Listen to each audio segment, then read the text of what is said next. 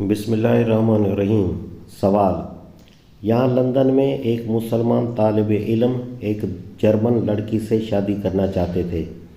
وہ مسلمان بننے پر آمادہ نہ ہوئی، لہٰذا میں نے شادی رکوانے کی کوشش کی۔ صاحبزادے کو سمجھایا کہ وہ کیوں کر برداشت کرے گا کہ اس کے گھر میں سور کا گوشت کھایا جائے اور شراب پی جائے۔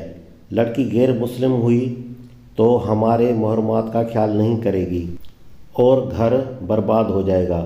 لڑکے کی سمجھ میں بات آ گئی اور وہ کچھ متذبذب ہو گیا۔ انہی دنوں اسلامک سینٹر کے مصری ڈائریکٹر سے ملاقات ہوئی۔ ان صاحب نے ڈاکٹر آربری کے ساتھ مل کر ایک کتاب شائع کرائی ہے اور اب جامعہ الازہر کے کلیہ شریعہ کے صدر ہو کر واپس مصر گئے ہیں۔ انہوں نے اس لڑکے سے کہا کہ اگر اس کی بیوی عیسائی رہتی ہے تو اسے کوئی حق نہیں کہ لڑکی کو شراب، سور وغیرہ سے روکے۔ جو چیز اس کے مذہب میں جائز ہے اسے کرنے کی اسلام نے اسے آزادی دی ہے۔ مسلمان شوہر مداخلت کر کے گناہ گار ہوگا۔ کیا یہ رائے درست ہے؟ کیا حضور صلی اللہ علیہ وسلم کے معاہدہ نجران سے یہ استنباط نہیں کیا جا سکتا کہ کسی مسلمان کی اہل کتاب بیوی کو اسلام کے متعین کردہ کبائر کی اجازت نہیں؟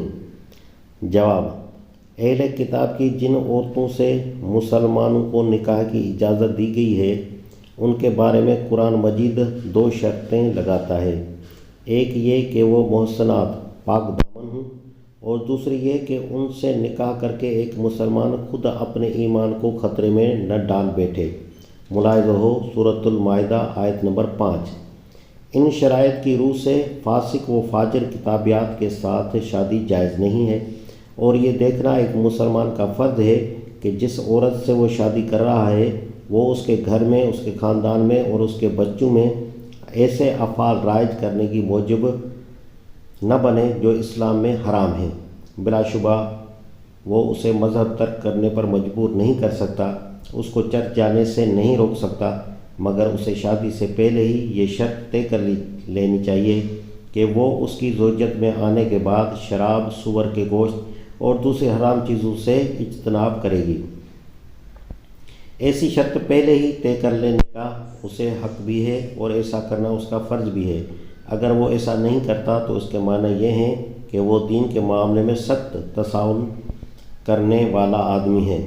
اس کے بعد اگر اس کی اپنی اولاد ان حرام افعال میں مبتلا ہو اور ظاہر ہے کہ اولاد کا ماں سے متاثر نہ ہونا متوقع نہیں ہو سکتا، تو اس کی ذمہ داری میں وہ بھی شریک ہوگا۔